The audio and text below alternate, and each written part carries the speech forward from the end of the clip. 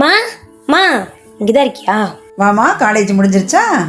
மா நாளானிக்கு நீ காலேஜ்லேருந்து டூர் கூட்டிகிட்டு போகிறாங்க. எனக்கு ஒரு 5000 காசு வேணும், ரெடி பண்ணி வச்சுக்கோ. அப்புறம் போகும்போது கையில் இல்லைம்மா காலில் இல்லைம்மான்னு சொல்லிட்டு இருக்காத. வீட்டில் யாருமா? வெளியே வாமா. உனக்கு எந்த டைமா சொல்கிறது? வா தம்பி. பணம் என்னம்மா ஆச்சு? வாங்கி 6 மாதம் ஆச்சு. வட்டியும் கட்டல அசலும் கட்டல. என்னம்மா நினச்சிட்டு இருக்கிற?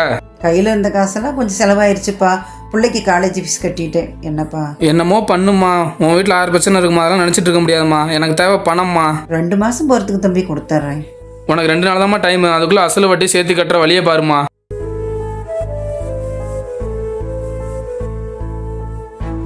மா காலேஜில் டூர் கேன்சல் ஆயிடுச்சுமா. நீ எல்லாம் எங்கேயும் பணம் கேட்காத, சரியா?